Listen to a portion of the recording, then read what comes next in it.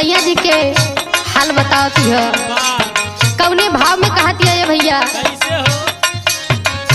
हे हमार बलमू हो हमार बलमू तू दक्षिणवा चली गईला हमरे बारह बलमू।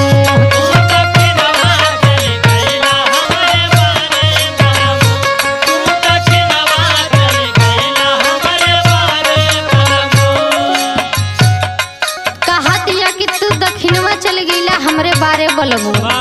और का कहतिया कि हमके सावत लियौला हमरे बारे बलमू।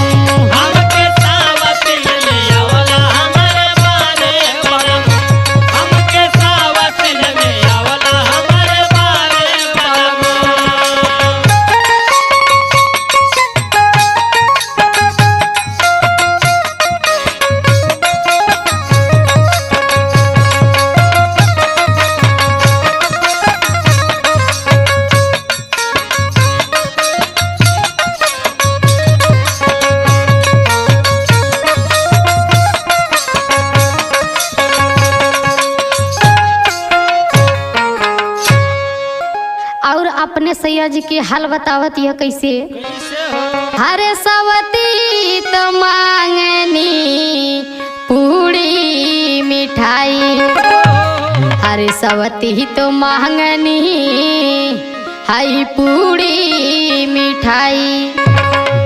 त हमके भारू का मोहल कहला बारे बलमू।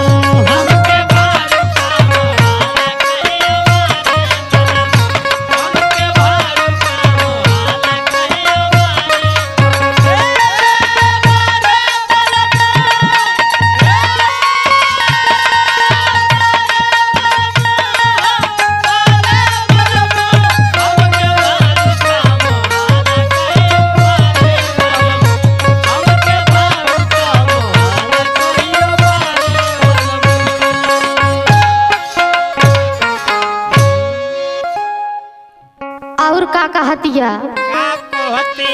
हरे सवती तो मांगनी हई लवंग हिलाची। हरे सवती तो मांगनी हई लवंग हिलाची। त हमके सुरती मोहल कहला बारे बलमू।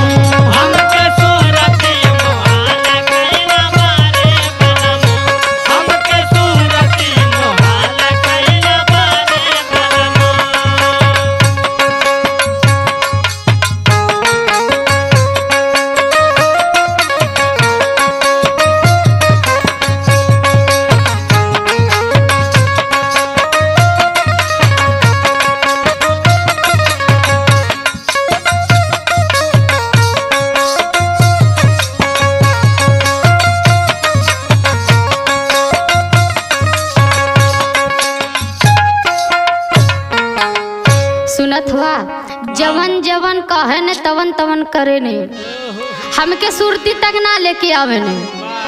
और कहतिया कैसे? अरे सवती तो मांगनी आई तो सके तकिया। अरे सवती तो मांगनी आई तो सके तकिया। अब तो हमरो रहल कहला दुसुआर बलमू।